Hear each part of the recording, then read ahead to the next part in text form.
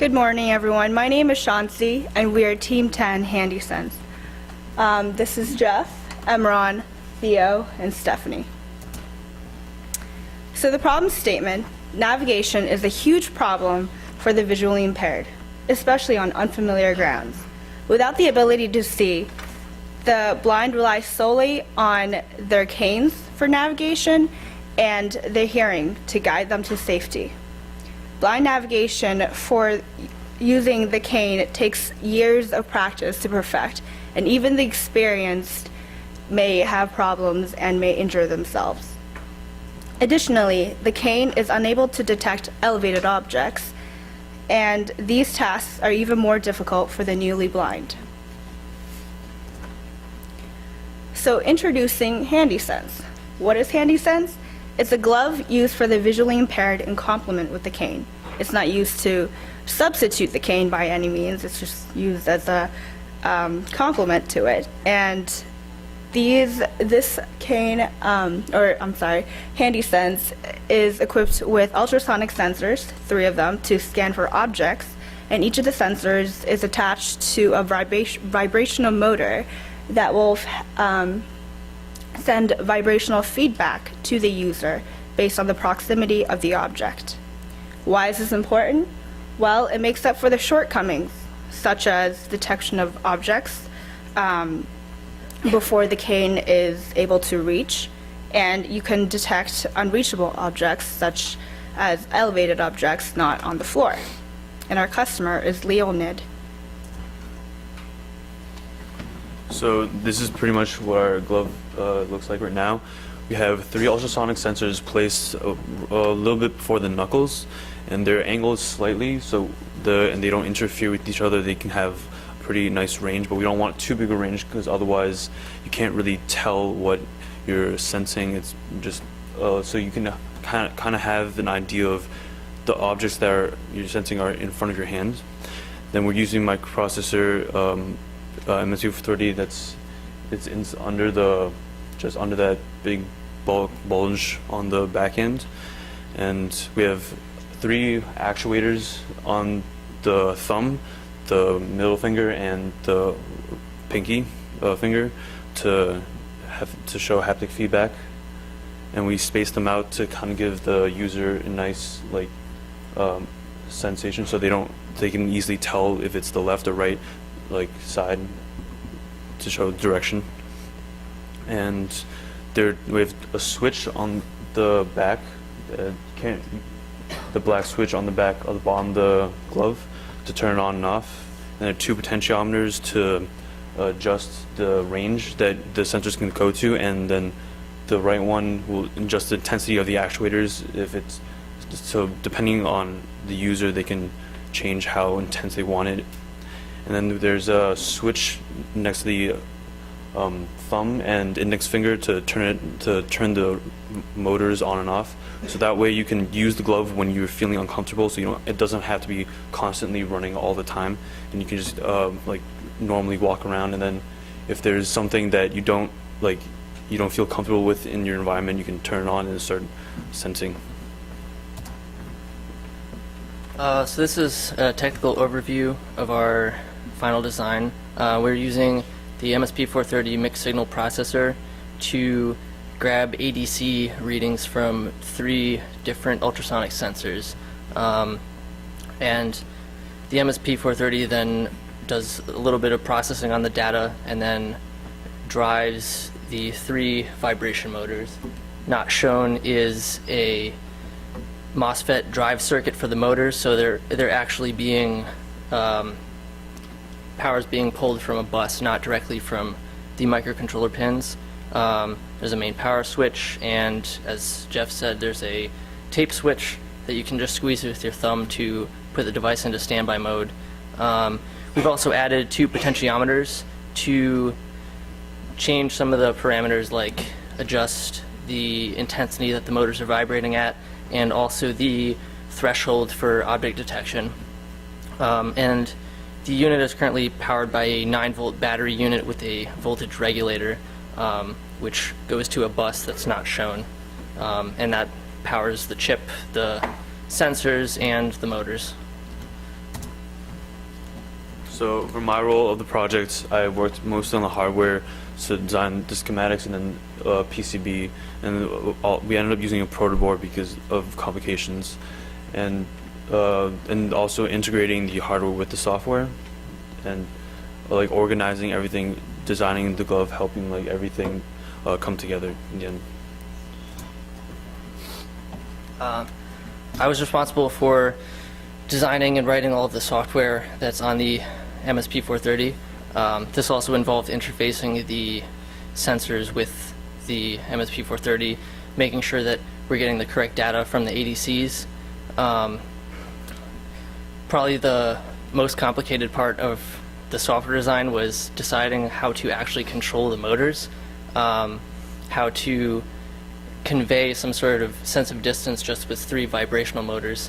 And our design went through a few different redesigns. First, we were just having the motors on PWM, pulse width modulation, so the intensity would vary with the distance of the readings from the sensors, but this proved to be way too much information, and also it's too intense to just have your hand vibrating all the time. So eventually we worked out so we have a fixed pulse that will, or like a repeating pulse, the timing of which changes with the distance of objects, and we also have a min function that will only report back to the user the closest object within a threshold that's adjusted by the potentiometer.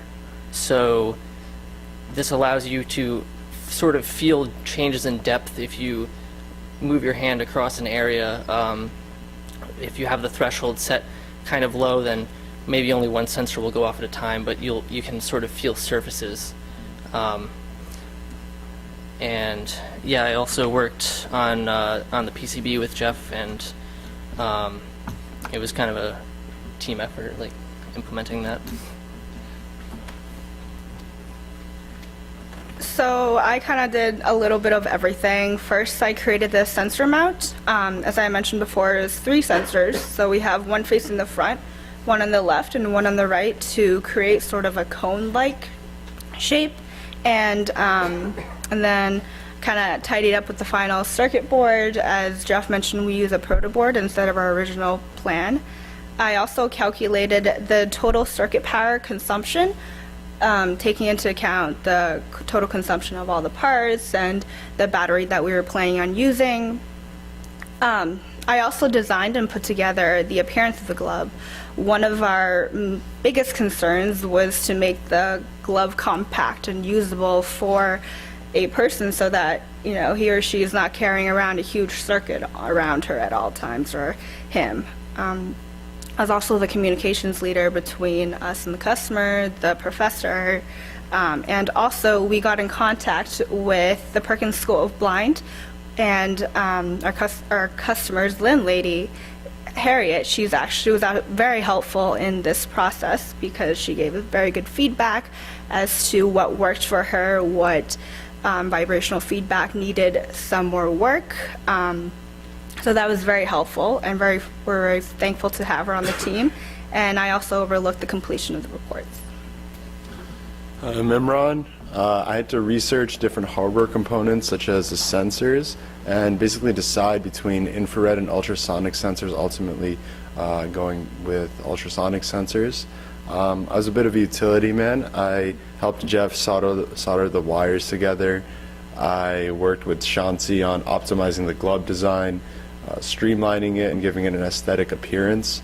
And you know, I just worked with the entire group on ensuring everything was done on time and in an efficient manner.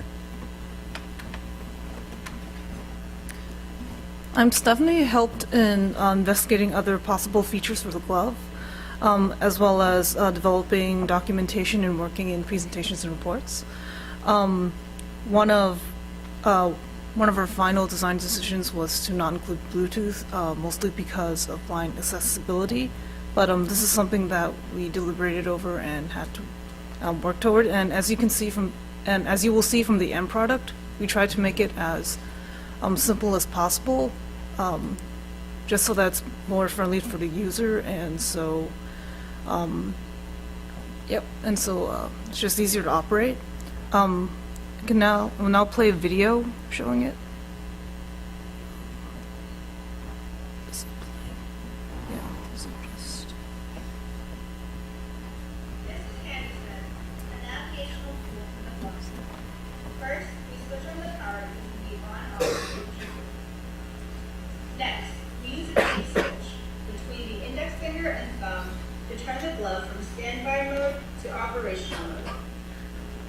The left dial is to adjust the sensor range, and the right dial is to adjust the vibrational intensity. Now the glove is ready to be used. To turn the glove back on standby mode, press the tape switch button again. To power off, flip the switch off.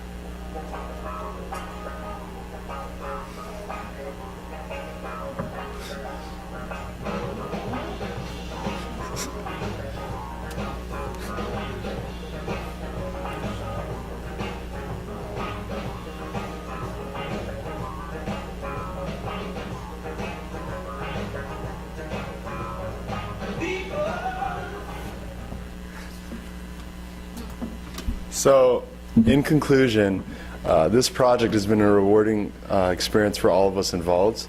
We came together to use our electrical engineering degrees for the embetterment of a cause that we all thought was compelling. Throughout the project, obviously, first and foremost, the goal was to learn and develop our engineering intuition. But beyond that, I think one of the biggest tools we've all learned is how people overcome difficulties and work through them. And we hope that our project will be used in the future and people can implement and streamline the design so it can be used eventually universally. Thank you.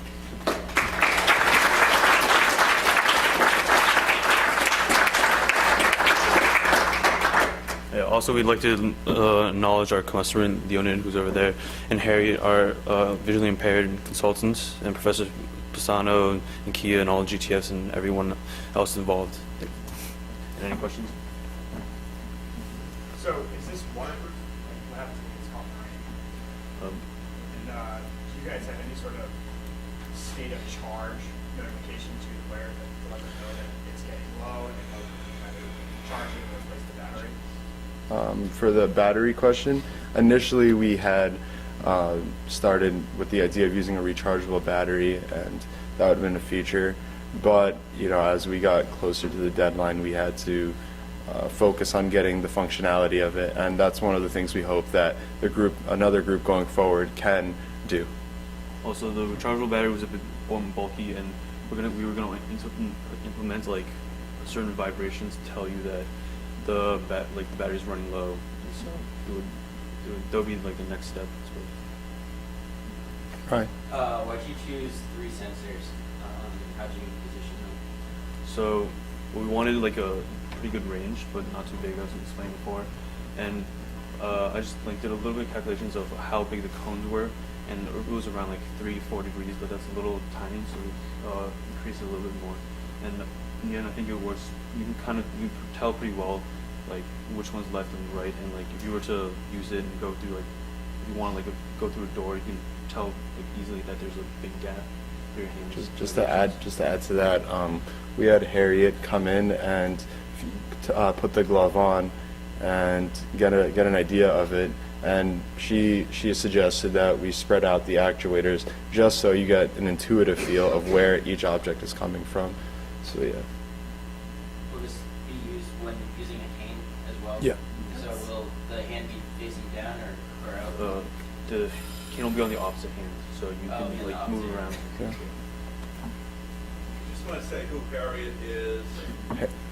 She's actually sitting right over there. Yeah. She's She can introduce herself. she's our customer's landlady and friend, and she's been extremely helpful in this whole process because she's been providing us with great feedback on what works and what doesn't, what feedback is too much, what feedback actually helps her. So she's been phenomenal with Actually, this entire process, and we're really thankful for her. Yeah. She actually She actually told us where to exactly position the actuators, because at first, okay, forever, done.